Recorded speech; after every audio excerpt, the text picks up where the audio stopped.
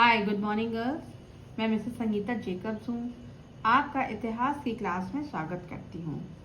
आज मैं आपको इतिहास का चौथा पाठ का दूसरा भाग पढ़ाऊंगी, जिसका शीर्षक है विचारक, विश्वास और इमारतें। पिछले भाग में हमने शिक्षकों के बारे में पढ़ा था कि किस प्रकार शिक्षक एक स्थान से दूसरे स्थान जाकर घूम घूम कर अपने ज्ञान दर्शन से विश्व को जागरूक कराते थे। वे लोगों से तर्क वितर्क करते एवं वाद विवाद करते थे, चर्चाएं भी करते थे। और ये चर्चाएं वे नुकीली छत वाली झोपड़ियों के अंदर करते थे, और ये झोपड़ियां उपवनों में होती थी।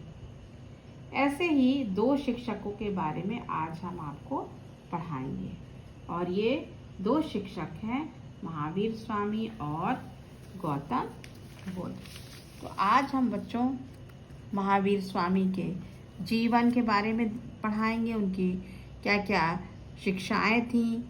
फिर हम आगे बौद्ध धर्म में गौतम बुद्ध के जीवन और उनकी शिक्षाओं को देखेंगे। महावीर स्वामी का संदेश। 6ठी शताब्दी ईस्वी पूर्व के धार्मिक आंदोलनों में जैन धर्म का महत्वपूर्ण स्थान है। जैन शब्द संस्कृत के जिन शब्द से बना है, जिसका अर्थ है विजेता, अर्थात वो व्यक्ति जिसने अपनी इंद्रियों पर विजय प्राप्त कर ली है। जैन उन लोगों को कहा जाता है जो जिन अर्थात जितेंद्रिय के अनुयायी हैं, और जिस धर्म का ये अनुसरण करते हैं उन्हें जैन धर्म कहते हैं। जैन धर्म के आचार्य तीर्थंकर कहलाते हैं। तीर्थंकर का अर्थ है संसार रूपी सागर से पार उतारने वाला। जैन मान्यताओं के अनुसार उनके 24वें तीर्थंकर हुए हैं, जिनमें महावीर स्वामी 24वें व अंतिम तीर्थंकर या शिक्षक थे। इस चित्र में बच्चों आप देख सकते हैं कि ये महावीर स्वामी हैं और ये 24वें व अंतिम तीर्थंकर थे। 23वें तीर्थंकर पार्श्वनाथ थे। महावीर स्वामी का जन्म लगभग 540 ईस्वी पूर्व में वैशाली के पास कुंडग्राम, जो कि बिहार में है, हुआ था। उनके बचपन का नाम वर्धमान था। उनके पिता का नाम सिद्धार्थ एवं माता का नाम त्रिशला था। 30 वर्ष की आयु में वे घर छोड़कर सन्यासी बन गए। 12 वर्ष के कठोर तपस्या के बाद उन्हें कैवल्य अर्थात परम ज्ञान की प्राप्ति हुई। उन्हें दुख सुख के बंधनों से मुक्ति मिल गई और वे पूज्य, सर्वज्ञ, सर्वोच्च, योद्धा, निर्ग्रंथ और जिन नाम से प्रसिद्ध हुए। उनके अनुयायी जैन कहलाए। 468 ईस्वी पूर्व में 72 ईयर्स में, यानी कि 72 वर्ष में राजगीर के निकट पावापुरी में उनका देहवास हो गया। अब हम उनकी शिक्षाओं के बारे में देखेंगे। तो सबसे पहली जो उनकी शिक्षा थी वो था सारा संसार सजीव है। जैन धर्म या महावीर स्वामी के अनुसार संपूर्ण विश्व में कुछ भी निर्जीव नहीं है। ये माना जाता है कि पत्थर, चट्टान, जल सब में जीवन होता है। उनका ये मानना था कि जितने भी वस्तुएं संसार में सब में जीवन होता है। दूसरा है अहिंसा। महावीर के अनुसार आत्मा केवल मनुष्यों में ही नहीं, बल्कि पशु पक्षियों, पेड़ पौधों, कीड़े मकोड़ों आदि सभी में होती है, अतः इन्हें मारना नहीं चाहिए। तीसरी उनकी शिक्षा थी जीवन चक्र और कर्मवाद। जैन धर्म के अनुसार जन्म और पुनर्जन्म व्यक्ति के कर्मों पर आधारित होता है। पुनर्जन्म कर्मों के अनुसार ही होता है, इसलिए व्यक्ति को पाप से बचना चाहिए और अपने जीवन में अच्छे कर्म करना चाहिए। यदि हम अच्छे कर्म करेंगे तो हमारा पुनर्जन्म अच्छे रूप में होगा और बुरे कर्म करेंगे तो बुरे रूप में पुनर्जन्म होगा। चौथा है तप। कर्म के चक्र से छुटकारा पाने का एक ही मार्ग है और वो है त्याग और तपस्या। संसार से छुटकारा पाने के लिए विहारों में निवास करना अनिवार्य नियम बन गया। पांचवा, पंच महाव्रत। जैन साधु और साध्वी 5 व्रत करते थे, यानी कि प्रतिज्ञा करते थे। हत्या ना करना, चोरी नहीं करना, झूठ ना बोलना, ब्रह्मचर्य और धन संचय ना करना। और फिर हम आगे देखते हैं कि धीरे धीरे जैन धर्म भारत के कई हिस्सों में फैल गया। जैन विद्वानों ने प्राकृत, संस्कृत, तमिल जैसी अनेक भाषाओं में काफी साहित्य की रचना करी। इन ग्रंथों की पांडुलिपियां मंदिरों से जुड़े पुस्तकालय में सुरक्षित हैं। धार्मिक परंपराओं या रीति रिवाजों से जुड़ी हुई सबसे प्राचीन मूर्तियां जैन तीर्थंकरों के उपासकों द्वारा बनवाई गई मूर्तियां भारतीय उपमहाद्वीप के कई हिस्सों में पाई गई हैं। अब हम गौतम बुद्ध, उनके जीवन और उनकी शिक्षाओं को देखेंगे। गौतम बुद्ध उस युग के सबसे शक्तिशाली शिक्षकों में से एक थे। उनके उपदेश पूरे उपमहाद्वीप में और उसके बाद मध्य एशिया होते हुए चीन, कोरिया और जापान, श्रीलंका से समुद्र पार म्यांमार, थाईलैंड और इंडोनेशिया तक फैले। गौतम बुद्ध का जन्म 566 ईस्वी पूर्व शाक्य नामक क्षत्रिय कुल में कपिलवस्तु के समीप नेपाल की तराई में स्थित लुम्बिनी में हुआ था। उनके बचपन का नाम सिद्धार्थ था। उनके पिता शुद्धोदन कपिलवस्तु के राजा थे। उनकी माता माया देवी कौशल राजवंश की कन्या थी। उनका विवाह यशोधरा नामक कन्या से हुआ था।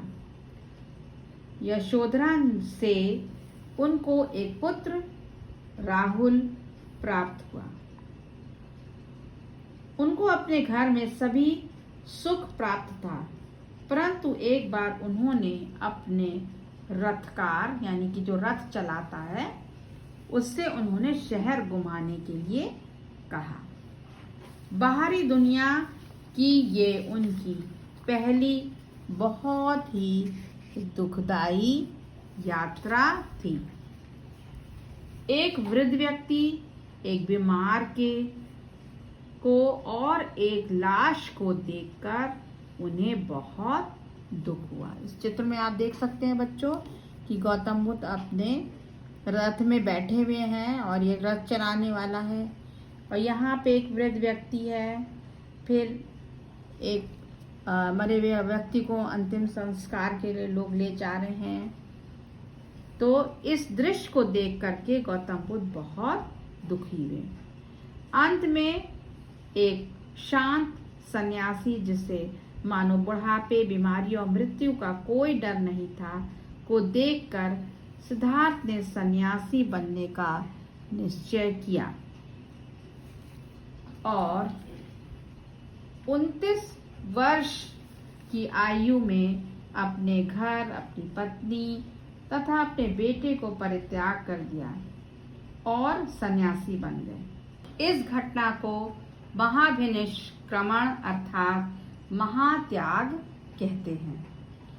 सिद्धार्थ ने साधना की अनेक खोज की, जिसमें एक शरीर को अधिक से अधिक कष्ट देना था, किंतु 6 वर्ष के कठोर तपस्या के बाद भी उन्हें ज्ञान की प्राप्ति नहीं हुई। अंत में सिद्धार्थ ने कठिन तपस्या को छोड़ दिया और उरुवेला, जो कि गया में है, में निरंजना नदी के किनारे एक पीपल के वृक्ष के नीचे ध्यान मग्न हो गए। अपनी समाधि के 49वें दिन उन्हें सर्वोच्च ज्ञान की प्राप्ति हुई। तब से उन्हें बुद्ध या ज्ञानी पुरुष कहा जाने लगा। उनके ज्ञान प्राप्ति के कारण उरुवेला का क्षेत्र बोध गया और पीपल का वृक्ष बोधि वृक्ष के नाम से प्रसिद्ध हुआ। ज्ञान प्राप्ति के बाद से बाकी का जीवन गौतम बुद्ध ने धर्म की शिक्षा देने में बिता दिया। महात्मा बुद्ध ने सारनाथ में मृगदाव या हिरणकुंज, जिसको कि इंग्लिश में डियर पार्क भी कहते हैं, में अपना प्रथम धर्म उपदेश दिया, जो धर्म चक्र प्रवर्तन के नाम से जाना जाता है।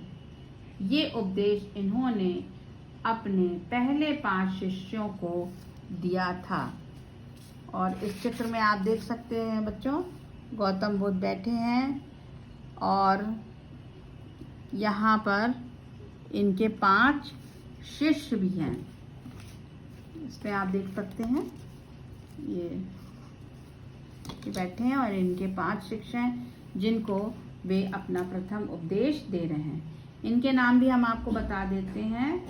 तो इन 5 ये जो 5 हैं, इनमें थे अश्वजित, उपाली, मोगाल लना, श्रेयपुत्र और आनंद।